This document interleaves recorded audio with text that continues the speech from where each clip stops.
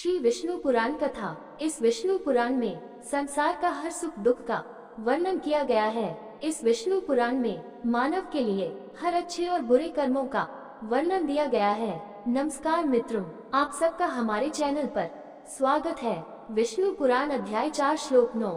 आयुष के पुत्र राजी के वंशज इंद्र ने उन्हें अपना सिंहासन सौंप दिया। उनकी मृत्यु के बाद उनके पुत्रों ने दावा किया, जो वेदों के धर्म से विमुख हो गए और इंद्र द्वारा नष्ट कर दिए गए। क्षत्रवृत्त के पुत्र प्रतिक्षत्र के वंशज राजी के 500 बेटे थे। सभी अद्वितीय, साहसी और जोश वाले थे। राक्षसों और देवताओं के बीच युद्ध होने पर दोनों पक्षों ने ब्रह्मा से पूछा कि कौन विजयी होगा। देवता ने उत्तर दिया, वही जिसके लिए राजी हथियार उठाएगा। तदनुसार दैत्यों ने अपने गठबंधन को सुरक्षित करने के लिए तुरंत राजी की मरम्मत की, जिसका उसने उनसे वादा किया था यदि वे देवताओं को हराने के बाद उसे अपना इंद्र बना देंगे। इस पर उन्होंने उत्तर दिया और कहा, हम एक बात का दावा नहीं कर सकते और दूसरा मतलब नहीं निकाल सकते। हमारा इंद्र प्रहलाद है और यह उसके लिए है कि हम युद्ध करते हैं। यूं कहकर वे चले गए और फिर देवता उसी कार्य से उसके पास आए। उसने उनके सामने उक्त शर्तें रखी और वे इस बात पर सहमत हुए कि उसे ही उनका इंद्र बनना चाहिए। इसलिए राजी स्वर्गीय सेना में शामिल हो गए और अपने असंख्य और दुर्जय हथियारों से उनके दुश्मनों की सेना को नष्ट कर दिया।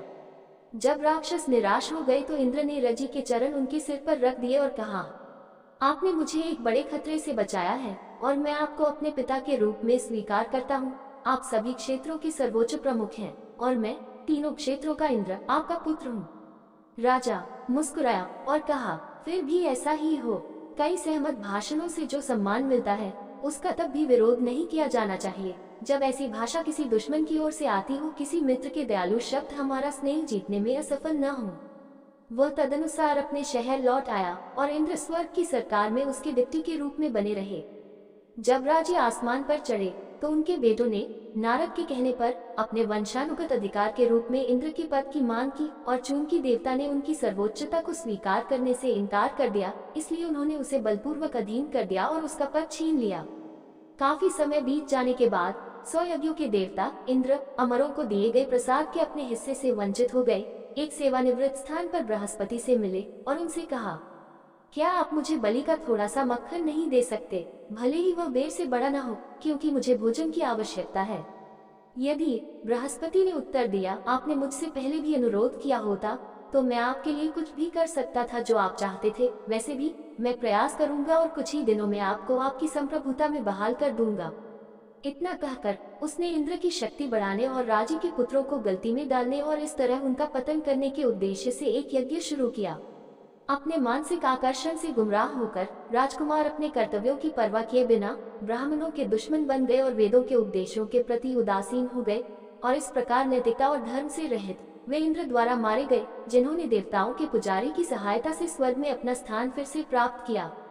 जो कोई इस कथा को सुनेगा वह सदैव अपने उचित स्थान पर बना रहेगा और कभी भी दुष्ट कार्यों का दोषी नहीं होगा। आयुष के तीसरे पुत्र रंभा की कोई संतान नहीं थी। क्षत्रवृत्त का प्रतिक्षत्र नाम का एक पुत्र था। उनका पुत्र संजय था। उनका पुत्र विजया था। उसका पुत्र यज्ञकृत था। उनका पुत्र हर्षवर्धन था। उसका पुत्र सहदेव था। उसका पुत्र दीना था। उसका पुत्र जयसेन था। उनके पुत्र संस्कृति थे। उनका पुत्र क्षत्रधर्मन था। ये क्षत्रवृत्त के वंशज थे। अब मैं नहुष का उल्लेख करूंगा। विष्णु पुराण अध्याय 4 श्लोक 10। नहुष के पुत्र ययाति के पुत्र, वह शुक्र द्वारा शापित है। वह चाहता है कि उसके पुत्र उसकी दुर्बलताओं के लिए अपनी शक्ति का आदान प्रदान करें। पुरु अकेले ही सहमति देता है। ययाति ने उसे उसकी जवानी लौटा दी। पुरु के प्रभुत्व के तहत पृथ्वी को उसके पुत्रों के बीच विभाजित कर दिया। याति, ययाति, सयाति, अयाति, वियाति और कृति नहुष के 6 वीर पुत्र थे।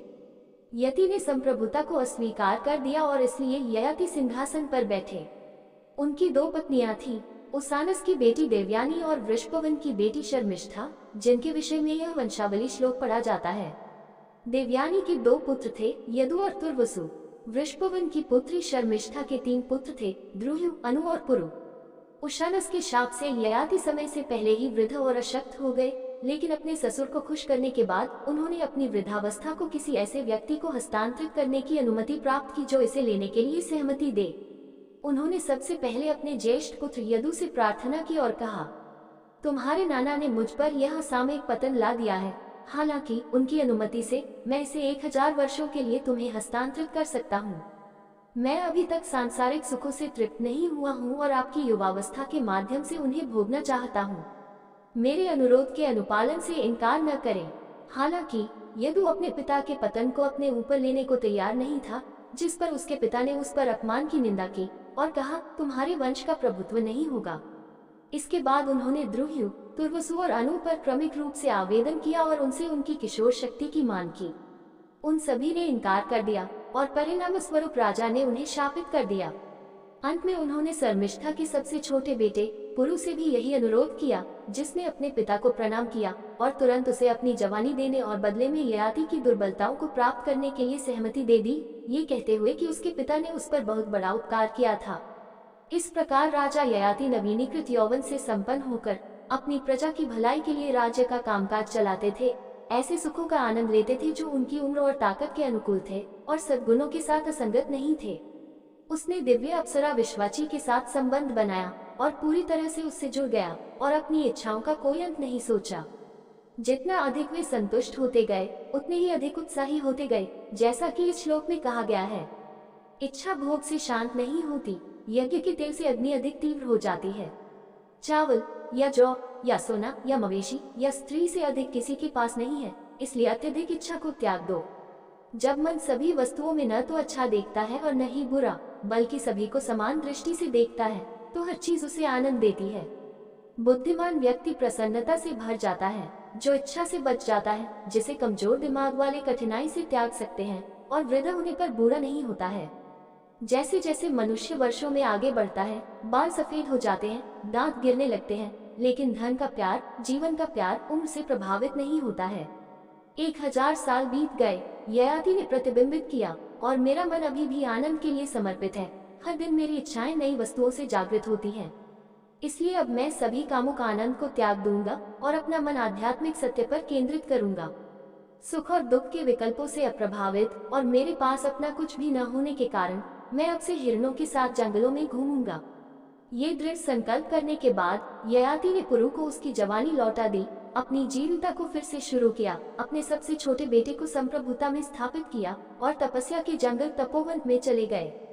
तुर्वसु को उसने अपने राज्य के दक्षिण पूर्वी जिले सौंप दिए, पश्चिम से द्रुह तक यदु के दक्षिण में और उत्तर से अनु, अपने छोटे भाई पुरु के अधीन वायसराय के रूप में शासन करने के लिए, जिसे उन्होंने पृथ्वी का सर्वोच्च सम्राट नियुक्त किया।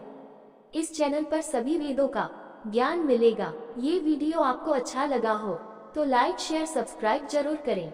धन्यवाद दोस्तों।